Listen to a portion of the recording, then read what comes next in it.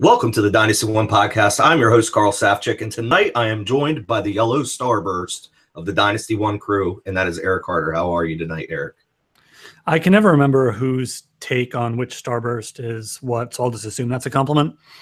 No, it's not. You like that garbage orange one, I forgot. Yeah. No, I'm Team Pink.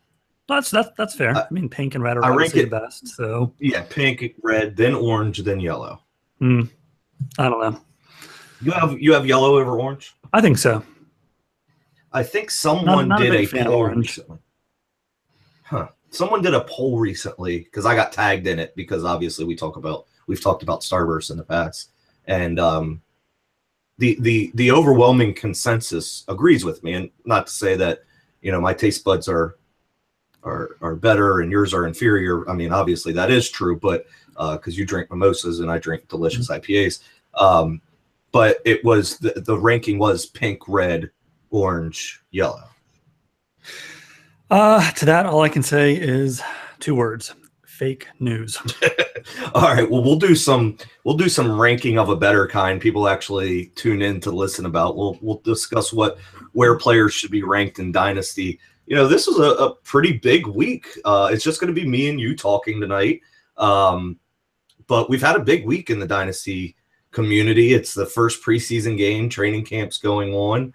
There's been a couple big trades. We get to actually talk about real football for once. It's a nice change of pace. And I mean, before we get started, I think it's very easy to dismiss the results of preseason football. A lot of times starters aren't playing, and when they are, sometimes it might only even be for like a series, possibly two.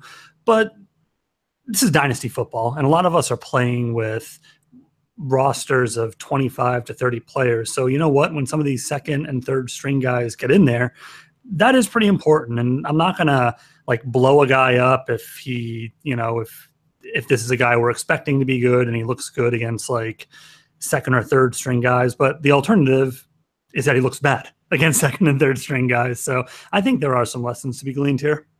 Yeah, we talked about this last week. I'm curious about your opinion. Do you think the public largely overreacts or underreacts to preseason? I think the preseason is confirmation bias season. So I'll give you an example. Leonard Fournette, who to me should not be a lightning rod. I think everyone should view him as a high-end Dynasty running back asset, but he's kind of viewed as this lightning rod guy, and he averaged 3.6 yards per carry or something, and people were just pouncing on it on Twitter, like, oh, this guy doesn't have it. He was playing against Patriots backups. And meanwhile, let me ask you a question. Do you know how many yards per carry the demigod Derrick Henry averaged in his preseason game? No, I do not. 3.7. It was 3.6. So yeah, you didn't hear a peep about that. So how much did Jeremy Hill average? 3.7. Your boy, Mr. Consistency, does it again. Did you play those numbers? Well, I think the old quote is, if you need 2 yards, I'll get you 3. If you need 5 yards, I'll get you 3. Right. That's basically right. Jeremy Hill in a nutshell. Absolutely.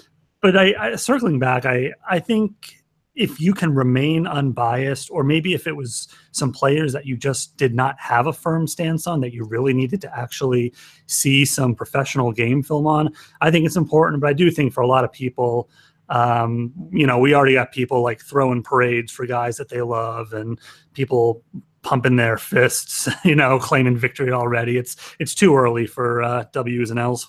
Yeah, I think that, well, I'll actually answer the question. I believe that people largely underreact, and I think that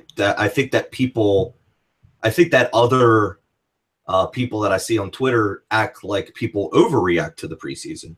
And I think that in Dynasty, in fantasy in general, we have so little to actually react to. We have 16 games a year, sometimes some playoff games to see some players in.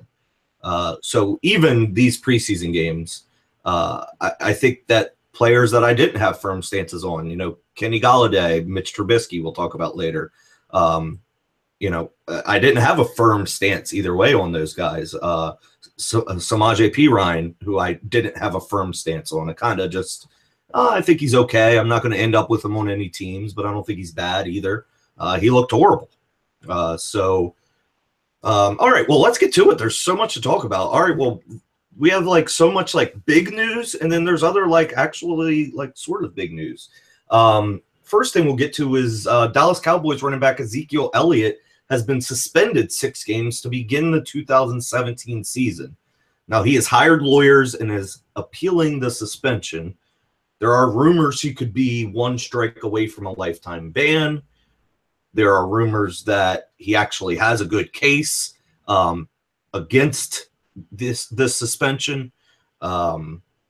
His legal team thinks that he could fight it.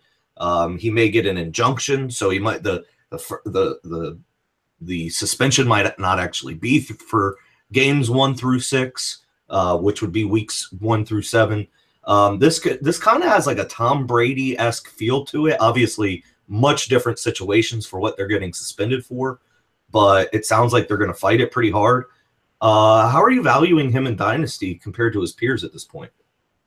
You know, I think it's interesting that you brought up Tom Brady because I think that that's the perfect comparison. And I believe it's the perfect comparison because we've seen the NFL when they want to prove a point. And again, in this instance, I certainly do not have the facts. The police believe that there were not enough facts to proceed with it. So I'm not entirely certain how the NFL was able to dig some of these things up. But at the end of the threshold day, for proof is a little bit higher than the NFL's. And I'm not saying that's good or bad or moral or immoral. It's just a fact. It's just a higher standard.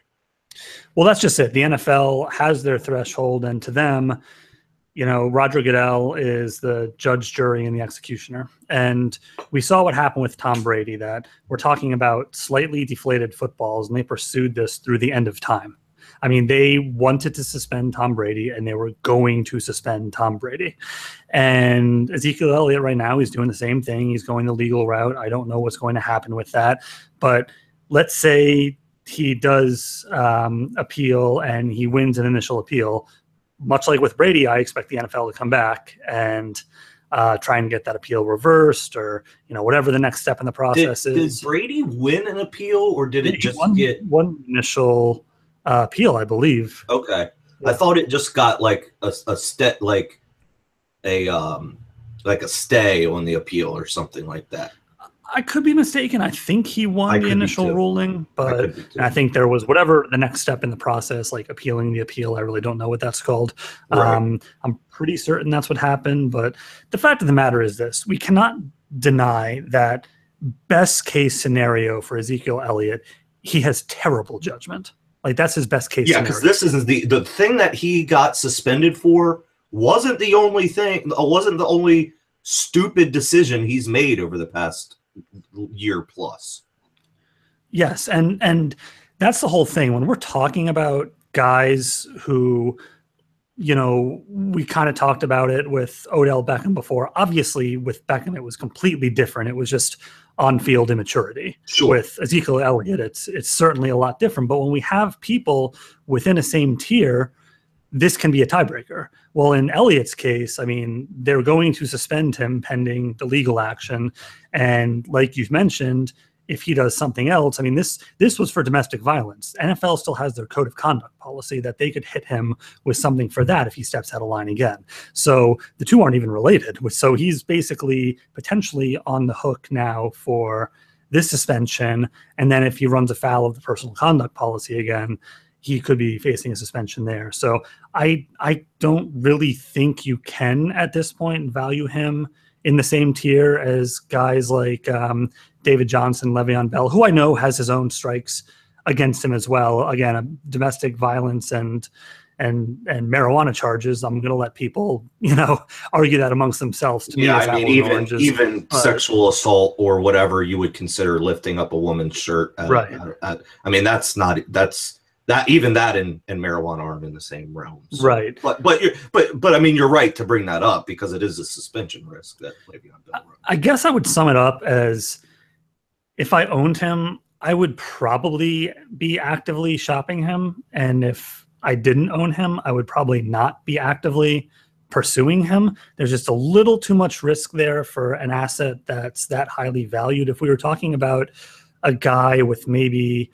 a third or a fourth round startup ADP, I would feel a little bit more insulated in going for him. If he winds up busting, it's not the same as a guy who was like, what, a top 5 or 6 dynasty asset according to the ADP. So if you can cash out on a guy like, let's say, Devontae Freeman or Todd Gurley or someone like that, I think that might be worth it at this point. Yeah, I would prefer Gurley and Freeman and Gordon at this point. Obviously, Ezekiel Elliott's talent and situation are much better, much better than those 2 players. Or those 3 players that I named. Even Jordan Howard, I would kind of throw in that mix. If we could go back and rank Josh Gordon after that amazing 2013 season, was it 2000? Yeah, it was 2013. And knowing that he got suspended, but not knowing what would happen after that. I mean, but knowing what suspension risk carries now, I think we probably would have ranked Josh Gordon around the 3rd round. Yeah, I think possibly even lower. And there he was going as the number 1 overall dynasty asset. Sure. And my point is, with the power of hindsight of knowing what suspension risk carries now, but not the power of hindsight knowing exactly what would happen to Josh Gordon, I think probably 3rd round would probably be fair. So I'm looking at Ezekiel Elliott the exact same way, in that he has Josh Gordon-like talent, or at the very least, talent plus situation is that of Josh Gordon-like. Obviously, I rank running backs a little bit lower than you do as a whole. But I mean, I'm looking at Ezekiel Elliott personally, and I know there's a lot of people, because I've seen a lot of polls. I've seen Ryan McDowell and Chad Parsons and everybody running polls that a lot of people disagree with me and think he's still the running back 1 or running back 2 in Dynasty. And, a top 5 to top 10 overall Dynasty pick. But if I'm picking in a Dynasty startup, I'm not considering him until the 3rd round, and you're never going to be faced with that option anyway. I highly doubt you're going to be in a league with 11 players that think like I do, that Ezekiel Elliott carries too much risk right now. So he's just a complete – I'm completely staying away from him. And this isn't to mention the fact that he lost 2 really good offensive linemen. He still has the 3 great offensive linemen there in Tyron Smith and Zach Martin and Travis Frederick. But there's 2 question marks in that line right now. We don't know what that offense is going to look like. We don't know what that team is going to look like on the field. So there's just so many question marks. And for Ezekiel Elliott's sake, in this specific instance, I hope the truth comes out, whether it is that he should be exonerated or whether he did what he did. I hope he gets punished. But just for a pure dynasty standpoint, I'm not touching the guy. No, I'm with you. I've seen it too many times as a burned former Josh Gordon owner. These are the guys that if I own, I'm probably looking to sell at this point, because that in a league with 11 other guys, there will be someone willing to quote unquote buy low. And in a startup, I'm in the same boat with you. I will not be presented with the choice to take him, because I would not want to take him nearly as early as at least one other person in the league would. Yeah, I mean, Josh Gordon, we've seen it with Justin Blackmon, another former Jaguars receiver, and Matt Jones. Even Martavis Bryant, who seems to have done everything right, and we're going to talk about him in a minute. He's still been having to jump through hoops this offseason after sitting out an entire year. So you hit the nail on the head when you said that when Goodell wants to make a point, he's going to make a point. Yeah, and I think that's what we're going to see, unfortunately.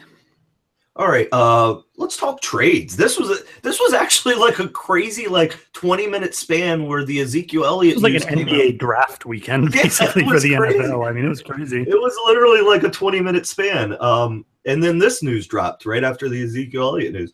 The Buffalo Bills have traded wide receiver Sammy Watkins to the Los Angeles Rams. He leaves the dynamic duo of he and Tyrod Taylor to catch balls from womp womp Jared Goff for the foreseeable future. And when I say foreseeable future, I'm assuming they gave up a second-round pick because they plan on signing him. How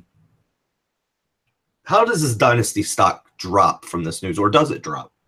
I think it drops, and I think it drops for the main reason of we knew the Buffalo Bills did not want him by virtue of them not picking up his fifth-year option.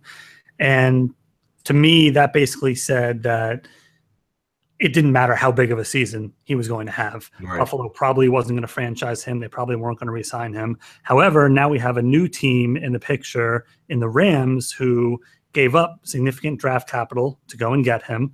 And the Rams are, in fact, one of the worst passing offenses in the league. And I do believe by virtue of them giving up what they gave up, that if they're not able to reach a long-term deal with him, they will franchise him. So I think that at a minimum, he's stuck in St. Louis another 2 years. Jury's out a little bit on Jared Goff, but he certainly did not show anything last year. The only good thing we really have to say is that my boy Kenny Britt did pretty well there last year, but there are actually a lot more mouths to feed. They brought in Robert Woods. They brought in Cooper Kupp via the draft. They brought in Gerald Everett via the draft. So I like Watkins. He's easily head and shoulders more talented than anyone else on that roster, but it's an anemic passing offense with an unproven quarterback. I think it's a much worse situation than when he was basically the only show in town with he and Tyrod Taylor, who is again, a better than average NFL starting quarterback. So yeah, this to me, it sinks his draft stock some. I think it absolutely sinks his 2017 draft stock. I like the pairing of him with Sean McVay. You mentioned Buffalo last in the league in pass attempts last year. Sean McVay, if we're just, we can't use St. Louis / Los Angeles Rams. We can't use the St. Louis Rams of last year as a barometer because that coaching staff's gone. Yeah, they do still have Jared Goff, but Washington was 7th in pass attempts last year. I think they were second in pass yards, if I remember correctly. So I really do like him pairing with. We talked for ad nauseum last year about how he's with these defensive minded coaches and Rex Ryan and Greg Roman's not a great NFL coordinator and this and that. Well, now he's with offensive minded coordinator Sean McVay. So I don't have a lot of faith in Jared Goff. I do think that I mentioned this on somebody else's show. I was talking to Jake Seeley on his show the other day. I don't think the jury's as out on Jared Goff as some seem to think. Our buddy JJ Zachariason put out some pretty revealing stats that would show that Jared Goff would be the outlier of all outliers if he ended up good. But those statistics that we're going off of were just really in a bad offense from top to bottom and really from the coaching staff. I mean, Jeff Fisher just seemed like a completely inept coach.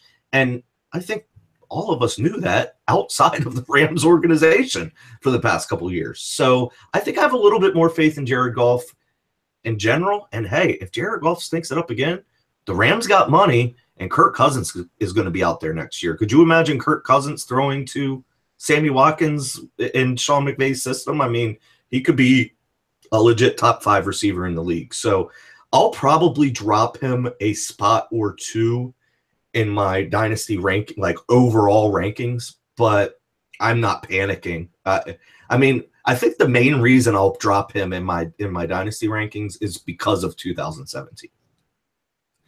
Yeah, I mean, it remains to be seen. In my opinion, the targets were of higher quality in Buffalo, even if they were fewer on the aggregate. However, I believe that he was the apple of Tyrod's eye, and I think that in McVay's system, correct me if I'm wrong, there were 3 receivers with over 100 targets, and then Jordan Reed on whatever pace that he was on prior to getting hurt. So maybe that was because none of those receivers there last year really could separate from the others, much like Watkins can do with his current cast. We already know he can separate from Robert Woods, obviously, from their time in Buffalo. So, and Cooper Kupp is basically going to man the slot. So I do agree that he has a talent to procure a larger percentage of targets. I just don't think that he would have gotten anywhere near the market share in St. Louis than he would have in Buffalo. And this absolutely devastates any other fantasy viability for any other wide receiver on the Rams. Would you agree? Oh, absolutely. I mean, Robert Woods looked like he was a nice value. Cooper Kupp could have been a nice value. There's a few other young guys there. I just don't see how anybody can really stand out at this point. We mentioned in like a 20-minute span, 3 big stories happened. This one involving the Bills as well. The Philadelphia Eagles have traded wide receiver Jordan Matthews to the Bills. But that's not it. That's not it on this news item. Since being traded, Jordan Matthews has injured his sternum. I think it was a chip. I think they said it was a chip in his sternum. He's considered week to week, not day to day, week to week. So they don't even know when he'll be back. Now, I posed this question. I worded it specifically to you. How are you valuing Matthews now versus you did a week ago? Well, I just want to preface this by saying that Jordan Matthews is like the bizarro world Devontae Parker. So Matthews is kind of Benjamin Buttoning his stats, but people are finding newer and creative reasons to say, oh, but just you watch it. You know, Jordan Matthews is going to come back this way. Meanwhile, Parker's been getting better. His coaches are blowing him up. You know, we have the Eagles bringing in all this talent and ultimately trading Jordan Matthews because they realized they didn't really want him. And now suddenly, oh, but in Buffalo, he's going to be the guy. You know, why is he going to be the guy? He's a slot receiver. And I'll say this again. So feel free to repeat after me. He is a slot receiver. He is a slot receiver. He can't play the outside. And they have Anquan Bolden. Bolden is going to play the slot, in my opinion. So what is Matthews going to do? Play badly on the outside again? Yeah, well, Bolden is a slot receiver. Guess who else is a slot receiver? Zay Jones. So, I mean, that's great if you're trying to make a team full of slot receivers, I guess. I mean, Zay Jones profiles the best, in my opinion, to play on the outside. So I believe that that's what they'll do. I don't know what they're going to do with the other two when Jordan Matthews eventually becomes healthy. And you mentioned Tyrod targets one guy. I think that this could be the Zay Jones show in Buffalo. I think he's ready to be like live up to his second round draft position immediately. Yeah, I agree with that. To kind of circle back and answer the question that you asked me, Jordan Matthews was what, the like PPR wide receiver 48 or something last year, I want to say. In Dynasty, I'd say that's probably right around where I would have him. I might even have him a little bit lower because in that range, I think I'd rather just be looking for someone with upside. Yeah, and in July, DLF doesn't have their ADP up yet.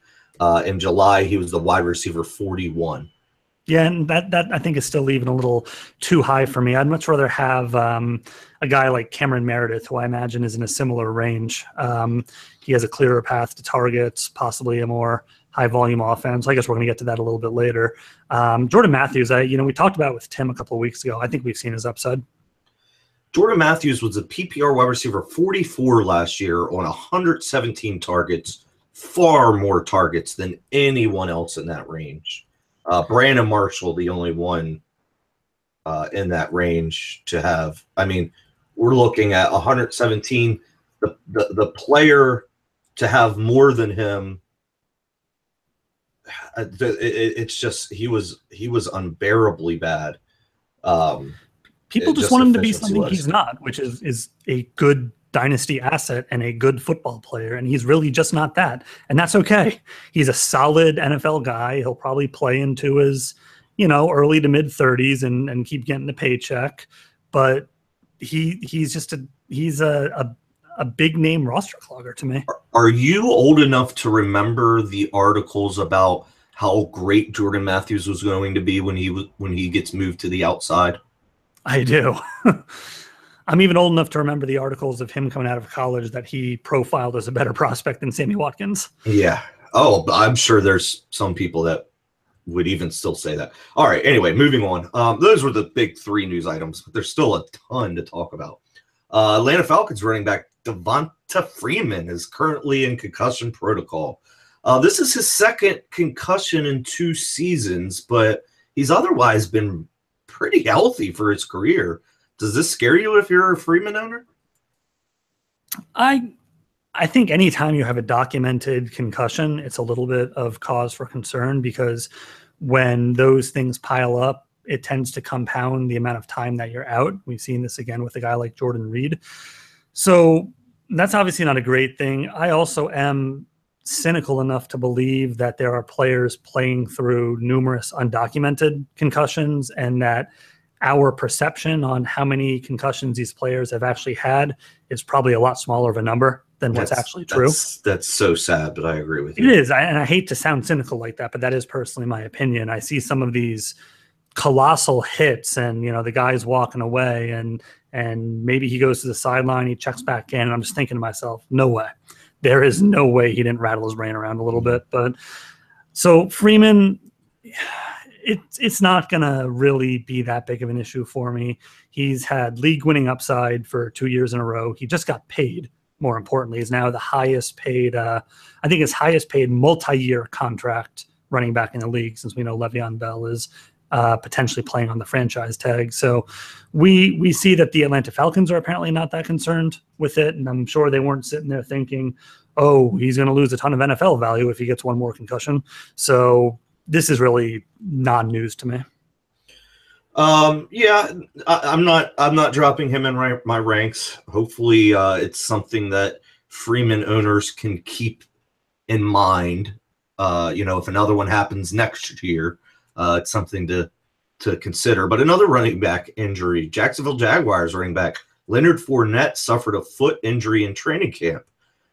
After struggling through foot and ankle injuries in 2016 while playing for the LSU Tigers, do you believe this is something which could linger?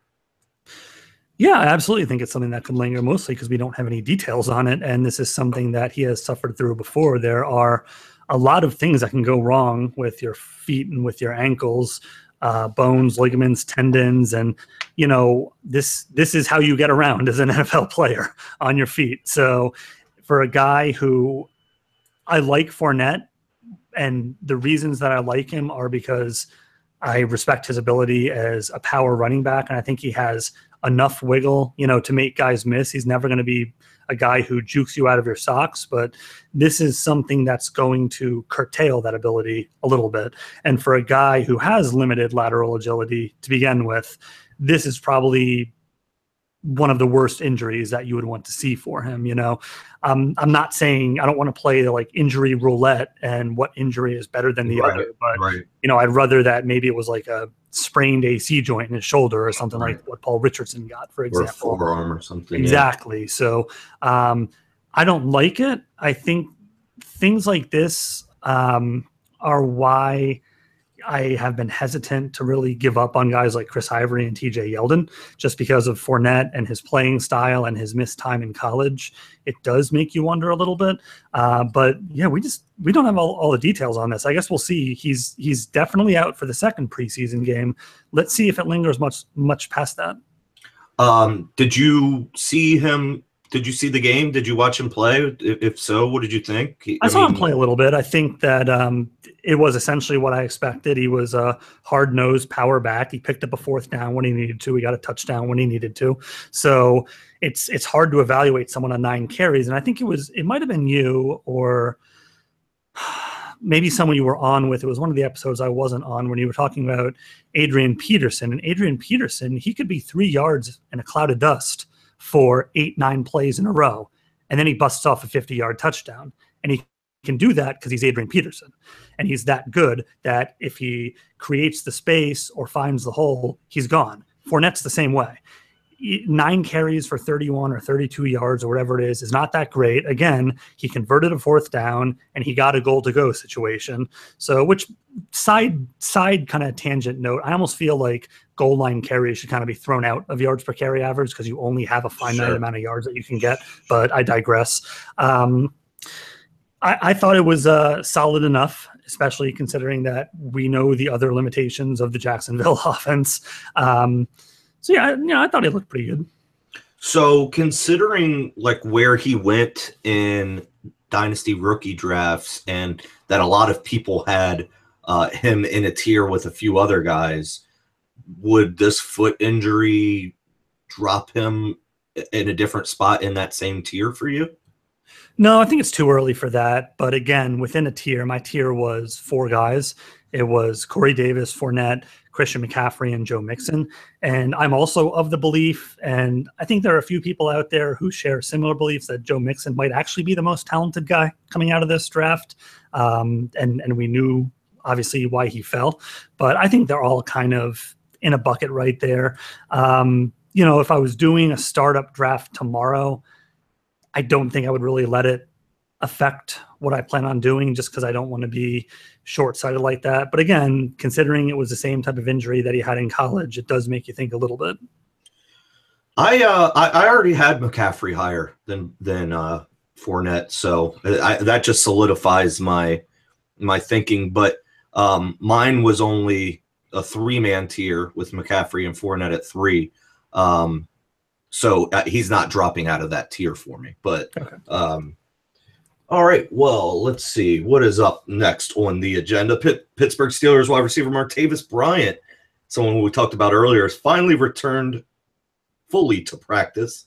It appears all the off-field issues are behind him. How are you valuing him in 2017 and beyond? Yeah, I think we talked about this a little bit, as it might have been as an ADP twin a couple of weeks ago with Tim, or maybe it was just like a overvalued, undervalued type of thing. And I think we were talking about Jordan Reed for something, and like Martavis Bryant was going in that same range. Okay. Yeah, I think you're right. And I think I agreed with Tim that I'm setting my expectations conservatively, which would be like a PPR wide receiver 2 or 3 type of baseline that I'm expecting, just because Antonio Brown is there. Eli Rogers is ostensibly 1 year better. Jesse James is ostensibly 1 year better. Maybe Juju's going to get a few targets. And it just remains to be seen with Le'Veon Bell in the picture as well. How many targets are there going to be to go around? But Martavis Bryant, much like what I said with Adrian Peterson earlier, he's a guy who can take it 80 yards pretty easily and outrun everyone down the field. So I recognize what his upside is. His upside is a week winner and a league winner. So for this season alone, yeah, I'd probably be comfortable in like the wide receiver 20 to 25-ish range. From Dynasty, it's interesting because everyone kind of forgets that Dynasty is a weekly and a yearly venture, more so even than it is like a multi-year venture. So would I draft Martavis Bryant hoping that he blows up and I could sell him later because I don't fully trust that he's turned the corner? I don't know. I don't know if I'm willing to take that risk, really. I think I would probably still let other people draft him in a startup. Yeah, it's just where he's going. I agree with you. I don't think the risk is really being baked in at this point. He's the wide receiver 25 in July. I'd venture to say it's a decent amount higher than that in August. I'd venture to bet he's going in the mid-ish 3rd round. Would you agree with that? Would you agree that's probably? Yeah, I'd say that's probably ADP? Where he's going, and that's kind of terrifying because I know that once again it seems like he's righted the ship. But, man, we've just seen it too many times. And with him, he was operating under the NFL's new drug policy. So he must have had these failed tests like, 4 or 5 times at least. I just don't know that I can wager he's not going to have one more, which, again, is going to be another year ban. Yeah, I just there's players with similar upside. I mean, Keenan Allen's going to go in the early 3rd. Alshon Jeffrey's going to go in the mid-3rd. Stephon Diggs, Jarvis Landry, Terrell Pryor, even much later than him. Tyreek Hill, probably much later than him. Again, I'm just guessing. I don't know what the August ADP is, but I'm guessing that there was a rise in his ADP since he and a lot of these players have similar upside to him and have less question marks with not only the suspension, but I mean, Martavis Bryant's best season, he was like a wide receiver 3. So, I mean, yeah, he's flashed for sure. He's flashed in his 21 overall games and 8 overall starts, but that's still a small sample size. compared to a lot of these other players that we know. And look, I drafted Martavis Bryant not drafted. I bought him in an auction recently for a redraft league. But I mean, he was relatively cheap. I think I got him at value. A lot of these players that I say I like and don't like, it's really relative to what they're going to cost me. If Martavis Bryant slips in a home league, which this is what it was, then I like him. But I think that there's probably a lot more sharp people and people that gamble on upside in the Twitter community and the podcast community and the fantasy football community. So, I mean, really just depending on, I mean, this is why we talk about ADP. The ADP is not going to be the same in your home league. If you have a home league, maybe Martavis Bryant falls past the third round into maybe the fifth round in a dynasty startup. If that's the case, I think that's much more palatable. You know, to me, it's really this simple. Josh Gordon, I believe, if he hasn't already, is going to be applying for reinstatement soon. Let's throw out a hypothetical here. Let's say he applies and he gains reinstatement and he's eligible to play this season. If you ask yourself the question, am I willing to put him automatically right away in the third round of a startup ADP? If your answer is no, then you shouldn't have Martavis Bryant there either. That's probably fair. That's probably fair. All right, let's see. We have 2 pages of news and notes today. This is a lot of stuff going on. All right, Jesse's gonna like this one. Indianapolis Colts quarterback Andrew Luck may not be ready for Week 1, according to owner Jim Irsay. With injuries piling up for Luck over his career, are you concerned for his future value and for the future value of the skill position players on the Colts? I'm not really. He's definitely had some injuries, but much like what we've talked about with Keenan Allen, they're seemingly unrelated, and some of them are even of the freakish kind of variety. I think he needs to be a little bit smarter when he runs the ball. I think that's when he got, was it a kidney? Was it a lacerated? Something like he had some internal organ injury that I can't remember what it was a couple seasons ago. So he's not looking like he's going to be on the PUP list to start the season. So we know he's not likely to miss 6 games. There was a blurb on RotoWorld that I kind of sneakily agreed with a couple of weeks ago, where it was either Jim Irsay or someone else in the organization saying that they liked where his arm strength was at. So that tells me, and this is what RotoWorld astutely pointed out, that he must be throwing the ball, right?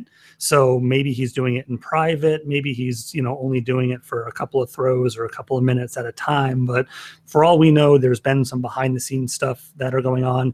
And Andrew Luck, he's a guy much like Cam Newton. He doesn't need to play the preseason as far as I'm concerned. So Luck, we've seen his upside. His upside is high-end quarterback 1. He has no character issues. He's, a great player who offers a lot as a thrower and a little bit on top as a rusher as well. I still have him as my dynasty quarterback 2 behind Aaron Rodgers. And I guess the question that you ask yourself is this. Let's look at a guy like Luck who has proven it and arguably done it with less than some of these other guys like Marcus Mariota and Jameis Winston, who are really busting up the rankings because of what happened to them this offseason. Not really because of what they've done, on the field to date, but because of the perception of how much better they're going to do. I would much rather, keep paying up for Andrew Luck, who's actually shown it, just because he's dealing with this injury, versus paying quarterback 3 to 5 prices for a guy like Mariota or Winston, who are arguably just getting pumped up due to the offseason. I like Mariota and Winston. They're progressing on a good level, and a lot of the other guys are getting old. But I also don't disagree with what you said. So Luck lacerated a kidney plus multiple abdomen pulls. That is in November of 2015. I guess that's what you were referring to. It looks as if his injury history is largely overrated. He had a cartilage tear in his shoulder in September of 2015, in which he missed 1 game, and did have a concussion late last year, the only of his career, only documented one of his career. And other than that, just the shoulder tear in early 2016, in which he ended up going on to play. So, as you mentioned, largely unrelated to each other. And look, they could presumably just be playing this really safe with a guy that's not only the face of their franchise, but probably one of the faces of the league at this point. So I'm willing to bet that the doctors there know what they're doing. They wouldn't be starting the most valuable asset maybe in the league. You mentioned it, your quarterback too. You could pretty much line that up with how valuable they are in the NFL. So I'm with you. I'm not as concerned as Jesse is. He thinks that that Andrew Luck is broken and beaten. I'm more willing to bet that, like you said, he's worthy of the quarterback 2 spot. I think Jesse's just hoping he gets beaten up a little bit so he winds up in the CFL so we can watch him live. Cincinnati Bengals wide receiver John Ross returns fully to practice after being limited for the first 2 weeks of training camp. What will Ross's rookie year look like, in your opinion? It's hard to say because he's missed some time in training camp, and sure, he could have been reading the playbook, but I think there's obviously always going to be the difference between mental reps and actual reps. With that said, we have AJ Green, who is one of the best wide receivers in the league. We have Tyler Eifert, who is probably a top 5 talent-wise tight end in the league. Maybe a little touchdown dependent, but you know what? We don't call Gronk touchdown dependent anymore. Some guys just know how to score the ball. Obviously, Gronk is much better at gaining yards between the 20s as well, but some guys, again, much like Eric Decker at receiver, some guys are just have an affinity for scoring the football. I don't think anybody's going to beat you up for saying Tyler Eifert's top 5 in the league. Yeah, so from there, it gets a little bit more diluted. We have Gio Bernard and Joe Mixon, both of whom can catch the ball a little bit. We have Brandon LaFell, who, honestly, if you can't beat out Brandon LaFell, then maybe that's kind of problematic. And we have Tyler Boyd, who I think is locked in as the slot guy. I think he arguably has the next most safest role amongst receivers outside of AJ Green, just because he is the slot guy in the office. And I thought he played pretty well. So there's a lot of mouths to feed. The offensive line isn't great, but I also do think that Andy Dalton is a bit of an underrated quarterback. So I think you're hoping for, like, best case scenario would be that type of T.Y. Hilton rookie year. And this is convenient because T.Y. Hilton is a guy who I like to comp him to in terms of what I think his ceiling could be. And Hilton had about 800-ish yards his rookie year. I think that's probably best case scenario just because we have that alpha dog there in AJ Green, much like how Reggie Wayne was there for Hilton. So I think that would be best case scenario, but I wouldn't be surprised if it was maybe more like 600-ish yards and, maybe 4 to 5 touchdowns. So how about his dynasty outlook? I think I like his dynasty outlook. I don't think LaFell's going to be there for much longer. And so I think he has a potential to be up there with Eifert as maybe like a 2A and 2B. So as long as Dalton throws the ball upwards of 600 times a year, we're talking about a guy who could be getting 100-ish targets, and a lot of them of the high quality variety. So I definitely like that. I just wanted to make sure that senior year, wasn't a fluke, because we know that's kind of when he broke out. But he's got the speed. I think he's more than just a one-trick pony. We need to see it, I think. Yeah, Cincinnati was 21st in the league in passing attempts per game, but I mean, their numbers don't look any dissimilar to Detroit, who was top 10. I mean, everybody who attempted more than 35 passes per game, I think you can essentially say is, a capable passing team. I forget who it was. It was was it the Cincinnati Bengals GM? I think it was, who said that the player comp that they had for John Ross all offseason was Marvin Harrison. And that's high praise. I started perspiring when I saw that, because I ended up with John Ross everywhere, and I didn't even think I would. I went into the preseason thinking, or not the preseason, but went into like the NFL draft and into my dynasty rookie drafts thinking probably not a guy I'm going to end up with a lot. He's just been so cheap, And I keep seeing these polls people do, like hashtag dynasty trades, or they'll tweet Eric Bertzlaff himself and say, you know, who would you prefer? And I see guys like John Ross and like Kareem Hunt, or John Ross and Samaje Perine, or John Ross and name your, you know, whatever. And I just don't get it. I mean, this is a guy that was drafted 9th overall, and they're comparing him to Marvin Harrison, and there's targets to be had in that offense, and by a pretty good an underrated quarterback, and on a team that probably will be coming from behind maybe more than they have in the past. I think that the team in general, definitely the defense, took a hit this year.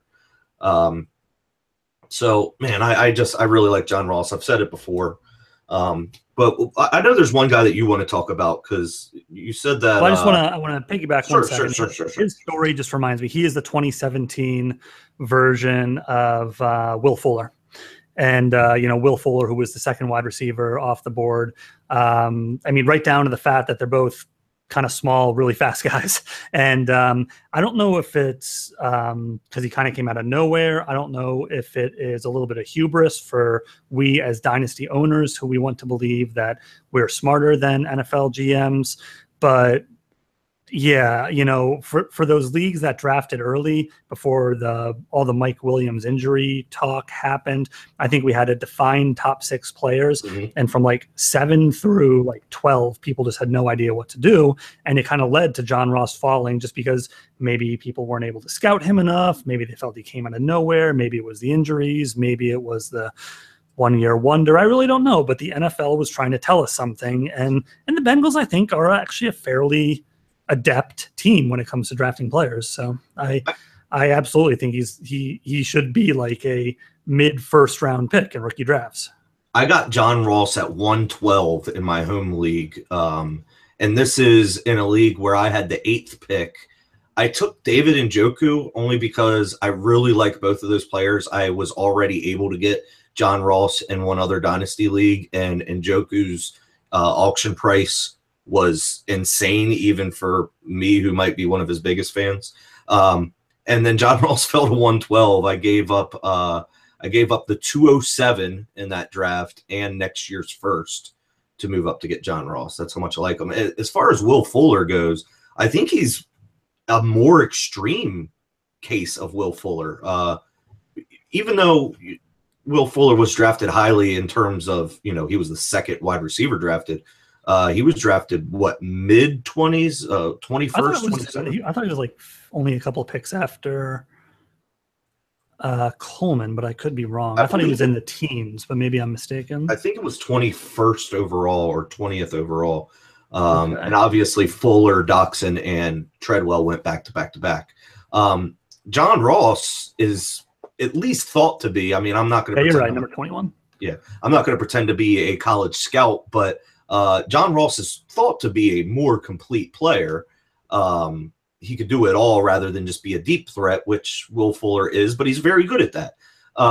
And he was overlooked by a bunch of people, me included.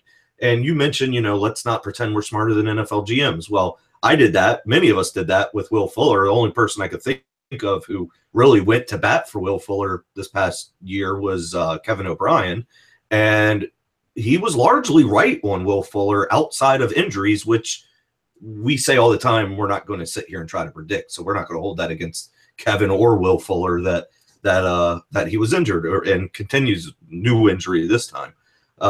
So I agree with your comparison that he's like this year's Will Fuller, but I think it's even more extreme than Will Fuller because I think their ADP is very similar, even though Ross went much higher in the NFL draft and is thought to be a more complete player and is even faster. It doesn't have the hand size concerns. There's really not much concern with me with John Ross outside of minor injury concerns. I mean, anyway, I know there's a guy I like to talk about John Ross. I think you're going to talk about this player. Chicago Bears quarterback Mitchell Trubisky outshined fellow QB Mike Glennon, to say the least. how high should we consider Trubisky in dynasty leagues? We'll just, if you want to talk about it just in terms of quarterbacks, you can just use that.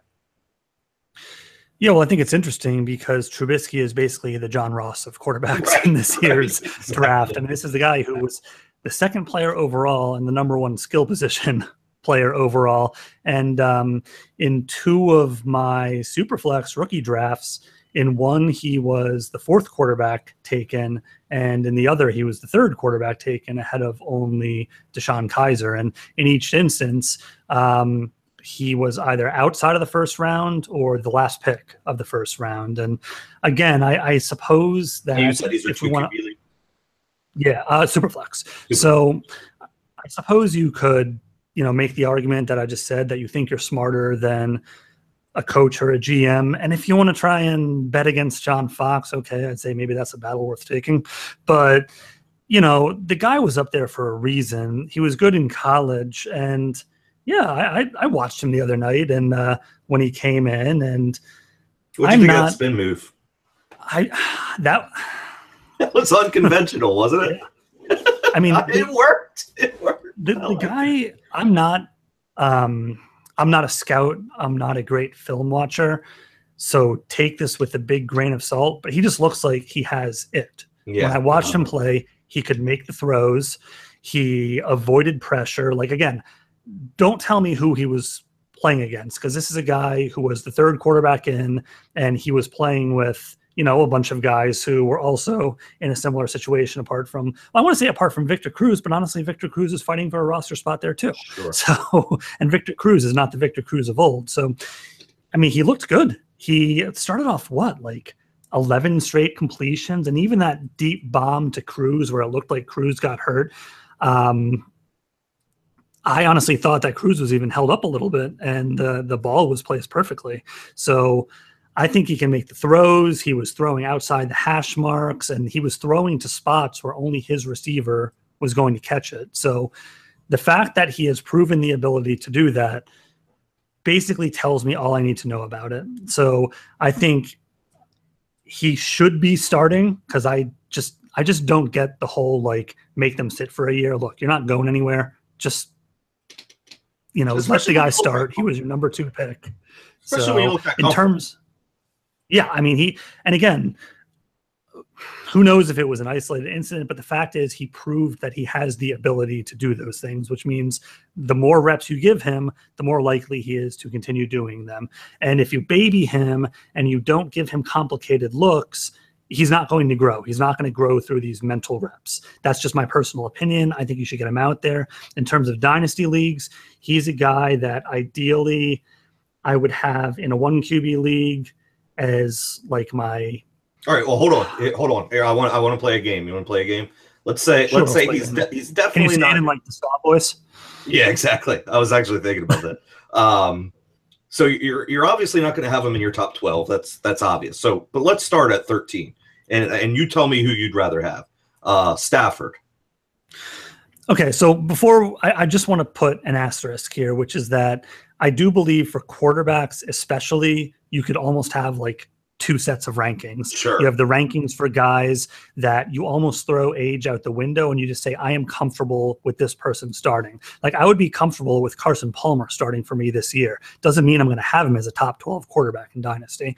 So I think, and this is another virtue that our buddy Kevin O'Brien espouses, is that you essentially want to insulate your team. If you have a high-risk guy, in this case, it could be an older guy, you want to supplement that with having a younger guy as well. And maybe he's not going to be your direct backup, but you have him there so that if you maybe have a middle of the road guy, I don't know, a Phillip Rivers or maybe even a Matt Ryan or someone like that, age-wise, you still have that young gun waiting in the wings. So, all right, let's look at rankings as maybe you're in a 2 QB league and you're putting auction values on them.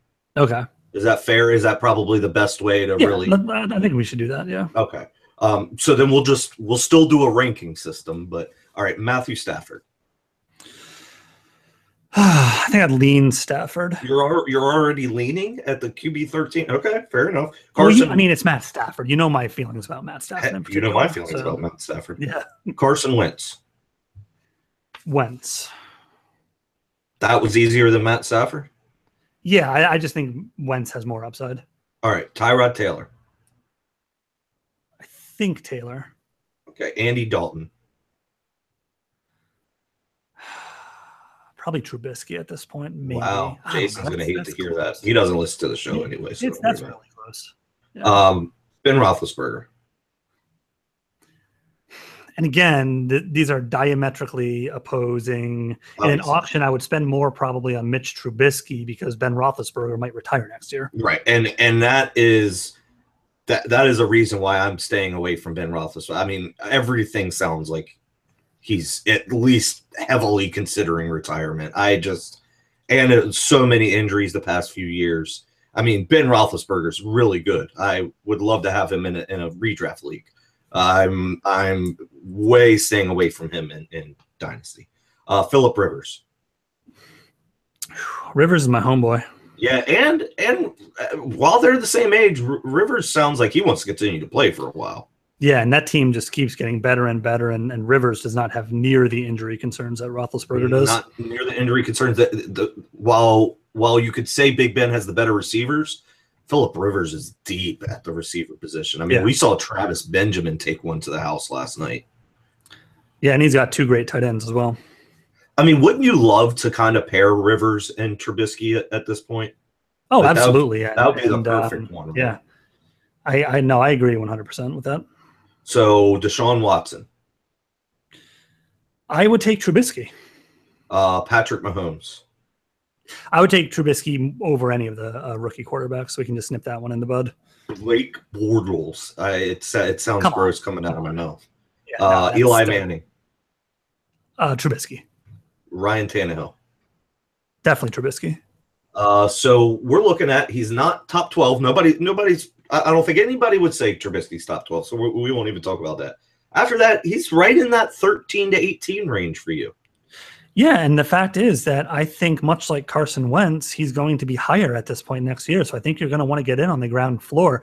I think people watch that game, and I understand, again, we talk about not overreacting too much to these things, but what else did you want to see? I think people kind of saw, hey, this is why the guy was the second pick in the NFL draft. And he just looked so natural doing it. Are you of the opinion that Carson Wentz overperformed or underperformed for us considering he was a second overall pick? I think he overperformed a little bit.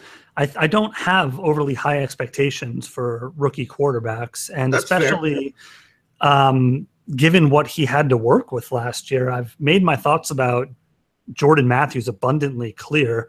I'm a big Zach Ertz fan. I actually think I would probably rank Ertz a lot higher than most would. He's probably like number 6 or number 7 tight end. Yeah, he must have a lot of targets. Yeah, but outside of that, I mean, he's got Sproles, who's a great pass catcher, but they didn't really have much else last year at the receiver position. Wentz went 379 for 607, 62 completion percentage. Under 3,800 yards, 6.2 per pass. Oh, is that per attempt? That can't be per pass, right? I mean, that can't be per completion. Yards per attempt, yeah. That has to be. 16 to 14 touchdown to interception ratio. Added a few rushing yards, 150 rushing yards. I don't think that there's much reason to think that there should be a huge gap between Carson Wentz and Mitchell Trubisky, considering they were both second overall picks, and considering I don't think that Carson Wentz overperformed what you would expect from a second round pick, unless you want to throw into the fact that he came from a lower division school. That would be the only thing that I'd be willing to say that okay, you're gonna call it a learning curve at that point.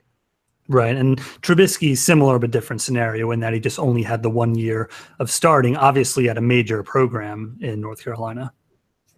All right, well, you mentioned that you're kind of lower on some of the other rookie quarterbacks, but Cleveland Browns quarterback DeShone Kizer was a bright spot for the offense this weekend.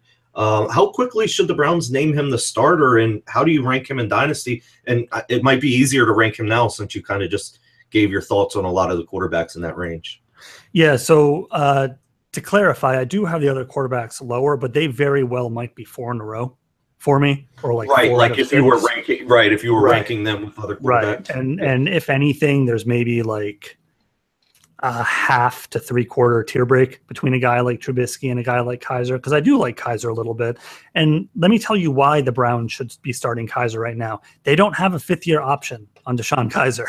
He was a 2nd-round pick, so he has a 4-year contract.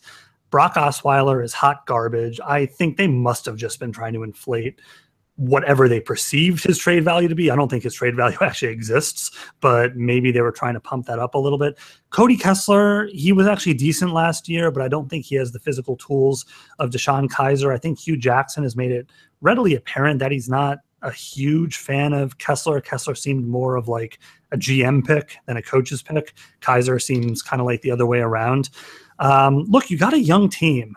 You're probably not going to make the playoffs as the Cleveland Browns. I'm not ruling it out because I do like a lot of the offseason moves that they've made, but you're probably not making the playoffs. So why not just see what you have? Throw these guys out there. Throw Kaiser out there. See if he can make a connection with Njoku, a connection with Corey Coleman if Coleman can stay healthy. You know, you sign Kenny Britt to a multi-year contract. See if those guys can get something going. See if you can throw the ball to Duke Johnson a little bit. I mean, why not just see what the guy has? I understand that coaches, especially in the NFL, in the NBA, they are very transparent about when they're tanking.